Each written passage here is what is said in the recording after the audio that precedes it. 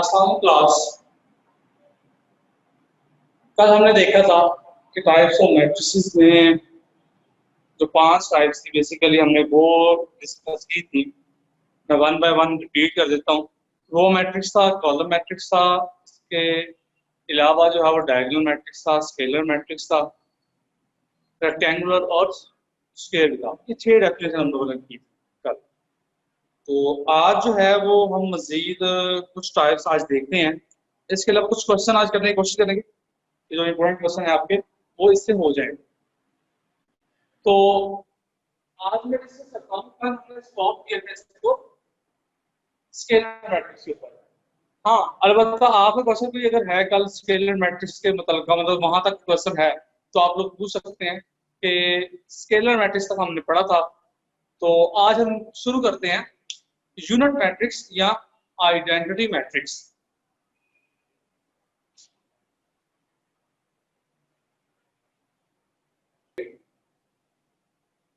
तो identity matrix होता है, आपकी किताब में इसको जो जिस तरह से यूज किया जाता है वो मैं डिस्कस करूंगा।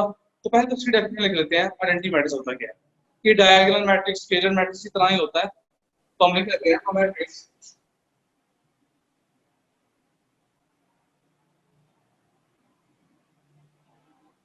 in which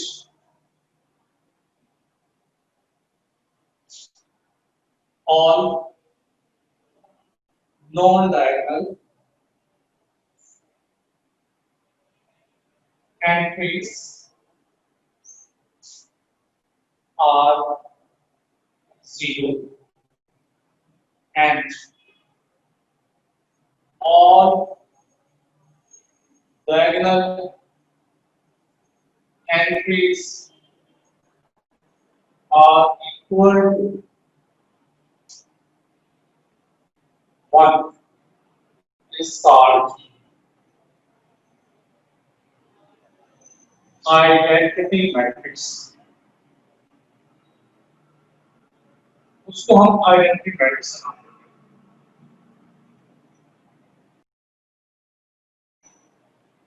हैं। इसमें हमें कुछ इंपॉर्टेंट बातें जो है वो भी आज करनी है। तो एक ऐसा मैट्रिक्स जिसमें सारी की सारी नॉन डायगोनल एंट्रीज 0 होती हैं और डायगोनल एंट्रीज जो है वो इक्वल टू 1 होती हैं, उस मैट्रिक्स को हम नाम देते हैं आइडेंटिटी मैट्रिक्स। आपकी किताब में इसको आई से नोट किया गया, कैपिटल आई। कैपिटल आई जहां पे आता है उसको होता है आइडेंटिटी मैट्रिक्स। और इसको मैं लिख सकता हूं 1 0 0 0 1 0 0 0 1।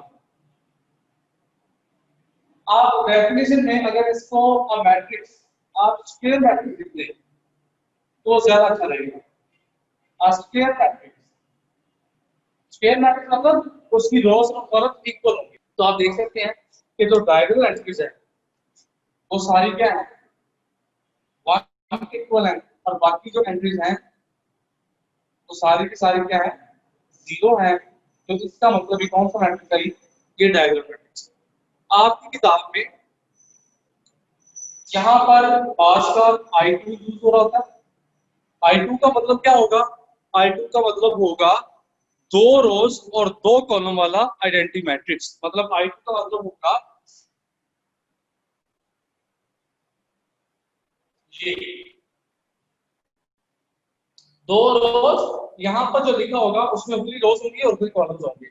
अगर I3 आता है तो I3 का मतलब होगा 1 0 0 0 1 0 0 0 1। क्या मतलब 3 रोज और 3 कॉलम्स वाला आइडेंटिटी मैट्रिक्स।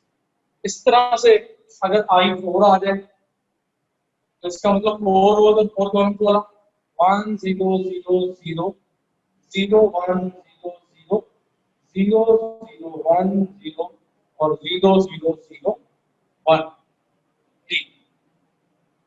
ये थोड़ा सा आइडेंटिटी मैट्रिक्स का कंसेप्ट था कि इस तरह से आपके किताब में यूज होंगे आइडेंटिटी मैट्रिक्स। अगर आता है I2 आ जाता है, I3 आ जाता है, I4 आ जाता है, तो इसका मतलब ये आइडेंटिटी मैट्रिक्स के बाद जो है नल मैट्रिक्स है, इक्वल मैट्रिक्स। इसको आप या तो आप स्क्रीनशॉट ले लीजिएगा इसका या साथ साथ नोट करते रहें। मेरे ख्याल में स्क्रीनशॉट ले लीजिएगा, बात इसको नोट कर लें आप, बस सिर्फ इसको समझ लें अभी। Next one is null matrix.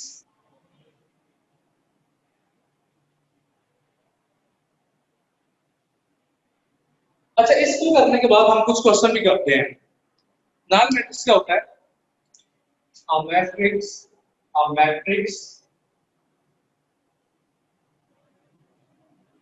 in which all entries are zero is called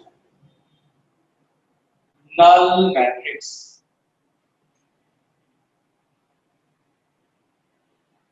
यानी इसमें सारी सारी एंट्रीज जो है वो जीरो होती हैं, उसको हम नाम देते हैं नल मैट्रिक्स का। और मैट्रिसेस मैट्रिसेस की एडिशन कैसे होती है? मिसाल के तौर पर हमारे पास एक मैट्रिक्स ए है और दूसरा मैट्रिक्स बी है। हम क्या करना चाह रहे हैं? हम ए और बी को ऐड करना चाह रहे हैं। तो लाजमी तौर पर ये पॉसिबल तब होगा, पॉसिबल कब होगा? अगर ऑर्डर इक्वल होगा ऑर्डर ऑफ बी के। मतलब जितनी रोज और कॉलम ए में है उतने रोज और कॉलम बी में अगर आ जाएंगे तो वो कंफर्टेबल फॉर एडिशन होंगे, उनकी एडिशन हो सकती है। एडिशन के बाद आती है बात स्केलर मल्टीप्लिकेशन की। हम स्केलर मल्टीप्लिकेशन की बात भी करते हैं। Scalar multiplication of matrix.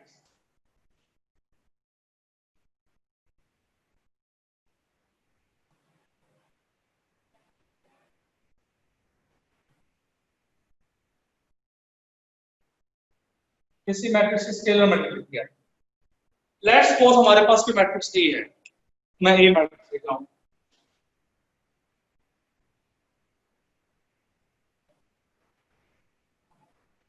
मुझे क्या करना है?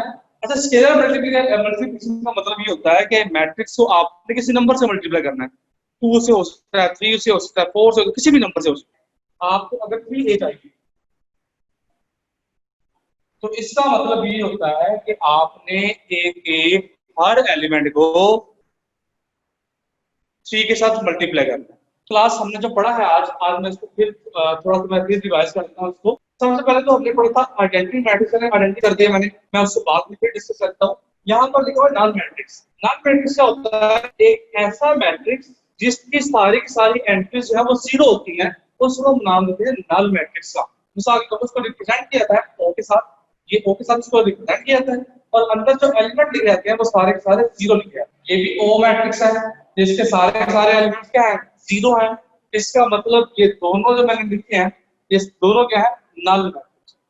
उसके बाद हम आए एडिशन ऑफ मैट्रिसेस। हम ये चाह रहे हैं कि चले कि नहीं, हम बात कर रहे थे नल मैट्रिक्स की। नल मैट्रिक्स क्या होता है? एक ऐसा मैट्रिक्स जिसमें सारी की सारी एंट्रीज जीरो होंगी, उसको हम नाम देंगे नल मैट्रिक्स।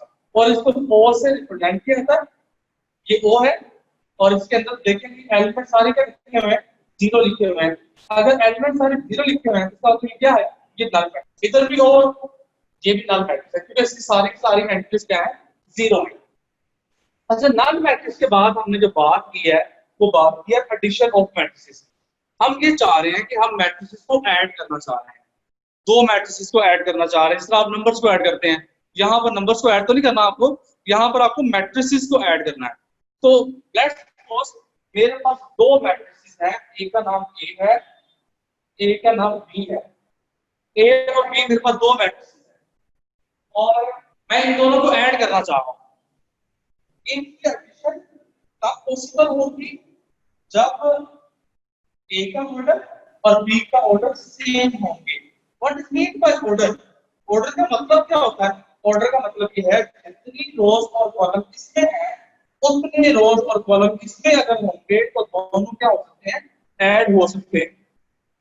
उसके बाद हमने बात की एडिशन की बात, चलिए इसको क्वेश्चन भी करते हैं हम। उससे पहले उसके बाद हमने बात की स्केलर मल्टीप्लिकेशन की। किसी मैट्रिक्स को आप स्केलर मल्टीप्लिकेशन क्या होती है? मैट्रिक्स तो किसी मैट्रिक्स की स्केलर मल्टीप्लिकेशन ये होती है कि किसी मैट्रिक्स को किसी नंबर के साथ मल्टीप्लाई कर देना।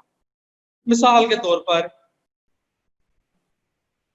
ये मेरे पास एक मैट्रिक्स दिया हुआ है, इसकी स्केलर मल्टीप्लिकेशन करनी है। क्या करना है इसको, अगर मैं इसको 3 के साथ मल्टीप्लाई करना चाह रहा हूँ तो इस बात का मतलब क्या होता है, इस बात का मतलब ये होता है कि आपने ए के हर एलिमेंट को 3 के साथ मल्टीप्लाई करना है।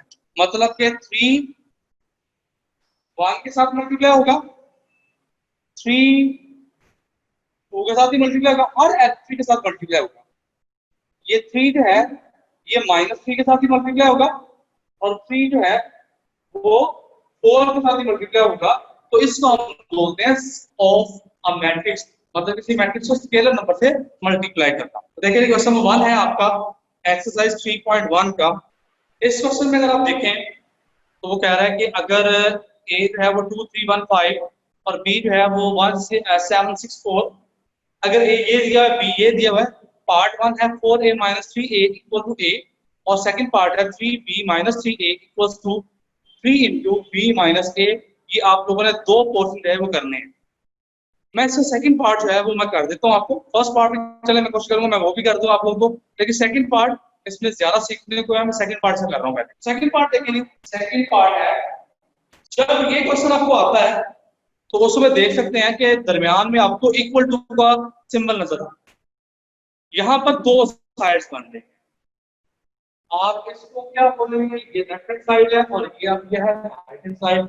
आपको लेफ्ट हैंड साइड और राइट हैंड साइड का आंसर जो है वो क्या लाना है, इक्वल लाना है।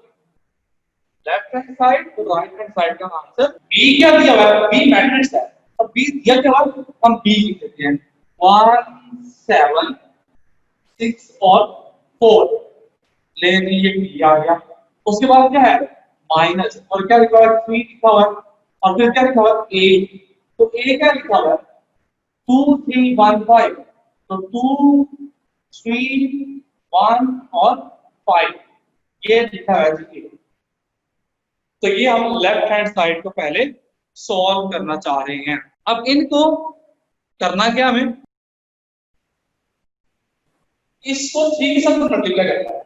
इसको 3 के साथ मल्टीप्लाई करने का मतलब ये है कि 3 हर नंबर से मल्टीप्लाई होगा, 3 1 से मल्टीप्लाई होगा, 3 7 से मल्टीप्लाई होगा, 3 6 से भी होगा, और 3 4 से भी होगा। तो ये क्या बनेगा, ये बनेगा 3 21 और ये 18 आएगा, और यहाँ पर क्या आएगा 12 आएगा, और फिर क्या है जी माइनस है।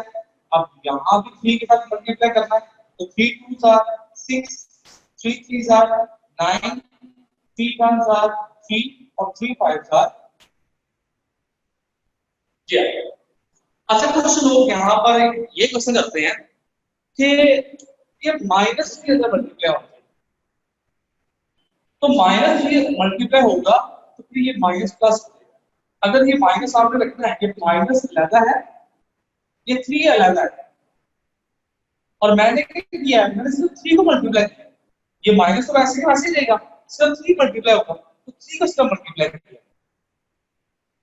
अब इन दोनों को क्या करना है, माइनस करना है। तो क्या करेंगे, माइनस आगे पता कैसे करते हैं, फर्स्ट नंबर 3 - 6, 21 - 9, 18 - 3 और 12 - 15। ये आंसर अब क्या आएगा, आंसर मैं लिख देता हूँ यहाँ पर। तो इसका आंसर आ गया माइनस का 3, 21 - 9 ये 12 होगा, 18 - 3 15 होगा, 12 माइनस तो ये माइनस का 3 आएगा। तो ये हमारा लेफ्ट हैंड साइड का आंसर आ गया, ये लेफ्ट हैंड साइड का आंसर। अब हम राइट हैंड साइड को भी देखते हैं। राइट हैंड साइड, अब राइट हैंड साइड इसकी वो क्या लिख रही है 3 × b - a। याद रखें जो चीज ब्रैकेट में होती है हम उसको पहले सॉल्व करते हैं। यहाँ पर इसका मतलब ये बन रहा है कि आपने 3 को मल्टीप्लाई करना है b - a। तो इसका मतलब ये हुआ कि आपको पहले b - a मालूम करना पड़ेगा, उसको बाद में 3 के साथ मल्टीप्लाई करेंगे तो आपको यही आना चाहिए। तो ये हमारे लेफ्ट साइड का आंसर है, राइट साइड में सॉल्व कर रहे हैं। तो देखिए ये 3, अब बी क्या है जी, बी यहां पर लिखते हैं 1 7 6 और 4, और ए क्या है जी, ए भी लिखते हैं 2 3 1 और 5, ये है। अब इनको हमें सब्ट्रैक्ट करना है, तो 1 माइनस 2, 7 माइनस 3, 6 माइनस 1, 4 माइनस 5, ये आ गया आपके पास -1, ये आपके पास आ गया 4, और ये आपके पास आ गया 5, और ये आपके पास आ गया -5। अब करना क्या है, अब 3 के साथ इसको मल्टीप्लाई करना है, तो 3 के साथ जब मल्टीप्लाई करेंगे तो ये हमारे पास आ जाएगा, तो ये आ जाएगी 3 के साथ मल्टीप्लाई करेंगे तो ये बन जाएगा -3, 12, 15 और -3, ये आपके पास आ गया। और यही देखें तो यही आपकी लेफ्ट हैंड साइड थी, जो हमने लेफ्ट हैंड साइड सॉल्व की थी उसका आंसर भी यही निकला था। तो इसका मतलब क्या हुआ, ये क्या बन गई है लेफ्ट हैंड साइड, तो ये क्या है राइट हैंड साइड, हेंस ये प्रूव हो गया कि 3 माइनस 3a इक्वल होता है 3 इंटू बी माइनस 3। तो ये आपका क्वेश्चन सॉल्व हो गया। अब इसके बाद इसका फर्स्ट पार्ट जो था, फर्स्ट पार्ट में लिख देता हूं आपको, 4a माइनस 3a इक्वल है, आप करें क्या, इसको सॉल्व करना है। तो देखिए राइट हैंड साइड को सॉल्व करने के लिए तो यहाँ पर a लिखा, आपने करना क्या है, सिर्फ लेफ्ट हैंड साइड को सॉल्व करना है, यहाँ 4 लिखेंगे और साथ में a मैट्रिक्स लिखेंगे, फिर 4 को a के साथ मल्टीप्लाई करेंगे -3, फिर a मैट्रिक्स लिखेंगे यहाँ पर 3 के साथ मल्टीप्लाई करेंगे और दोनों को फिर हम माइनस करेंगे और आंसर क्या आएगा, a आएगा। दोस्तों क्या आपको समझ लग गई है? तो आज का लेक्चर हम यहीं पे फाइंड अप करते हैं।